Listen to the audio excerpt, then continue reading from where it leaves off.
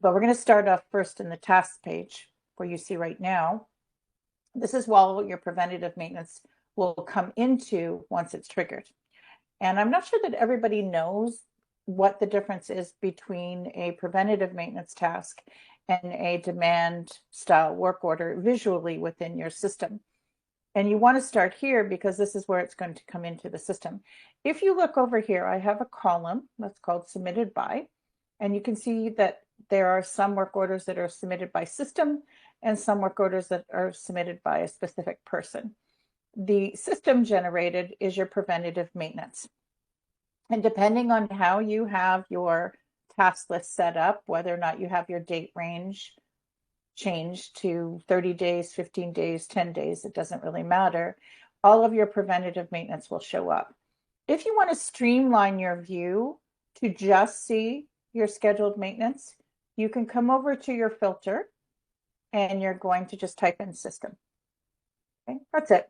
And you're going to hit return on your keyboard or the search button over here. Now, not everybody might be in the actual new Bolt system. That's what we're in right now. Some people still might be in the classic version of maintenance care. If you are in the classic version of maintenance care, in what the classic version looks like, and I'll show you right here on layout, is this. This is what the classic version looks like. To upgrade to the new Bold version, you just have to go up to the very middle of your screen and you're going to click on New Bolt and it's going to take you into the Bolt system. Okay. Now, the one thing that doesn't come through in that transfer, just for everybody for knowledge, is your column settings. So you will have to go and adjust them. Remember, it's easy to do that. You just go over to any one of the bolded, you mouse over, and you can check or uncheck your column settings. Okay, so again, if you had already had them preset in the classic, they're not going to transfer over to the new version of Bolt. That's the only adjustment that you really will have to make. When you look at your system generated, you can see that all the work orders are here. I can see that I've got new, I've got some pending, I have some closed. So that defines my list.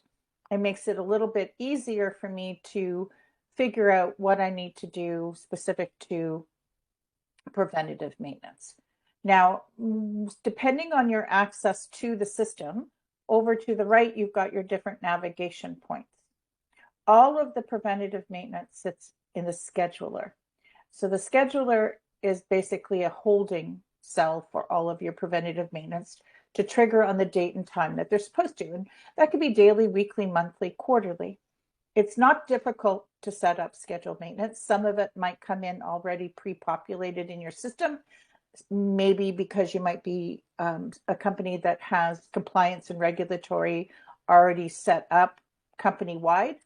It could be because you've gone in and you've set it up already within the system, but it's not difficult to do. It can be a little bit time-consuming getting it set up the way that you want it to, but it's pretty easy. Most of the time when you are in the scheduler, you have the ability to see both a planner and a chart, and depending on your access, you might be able to see the calendar also, okay? So we're gonna actually go to the scheduler right now, and we're specifically going to go to the scheduled list. That's what we want to see in the system, is the scheduled list. Now, the one thing that you want to make sure you do when you come to this part of the system, and we sort of glossed over it in the task list, is this is what it will look like when you come over to this part of the system.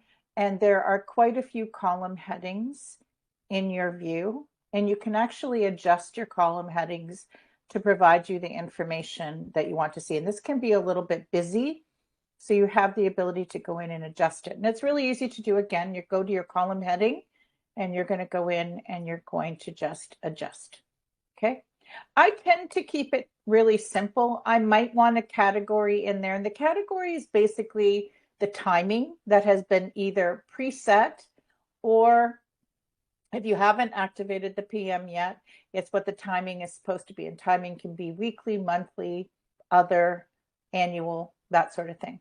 But we're just going to remove the category for now because we can easily filter up here. Now, the one thing to remember in the scheduler, just like in almost every part of maintenance care, There is some sort of filter within that part of the system that allows you to search for information. So you can search by facility. So if you have access to more than one license, you can filter out specifically to that license. Again, I just talked about filtering by category. You can absolutely filter by category. Automatically, when you adjust the schedule, which we'll talk about a little bit further into this webinar, you're going to be able to filter specifically to whatever you completely have set up. So if you set it up on an annual or quarterly basis, that category might change. You can filter by task type, classification, who it's assigned to. But this is probably the most common one right here is keyword search. So if you're searching for something very specific like fire, you can type in the word fire and it will bring up everything that is fire safety related or has the word fire in it. And then again, you can also filter by paused and active. So you can see over here, my status on some of my preventative maintenance is paused, which means it's not yet activated. And you might get to this part of the system and realize that your PMs have not been activated. And they might have already been preset within the system and they need to be activated, which is not difficult to do. You might actually see that some of your preventative maintenance has been activated. Okay, and you'll see that in your active list, usually at the end of the system screen here. Now, to add a preventative maintenance task, you can go up here to add new. You can edit an existing preventative maintenance task if it's paused. You can also edit an existing active PM to change the schedule. Sometimes the preventative maintenance that's been put in the system has been put in on a generic level, which means it's been put in on a date and time that might not be applicable to your location. Annual is probably one of the most common ones, and you can go in and adjust the preventative maintenance task to the actual schedule that you have. Let's say the original preventative maintenance task was in January and your annual inspection is actually in March. You can go in and adjust that schedule.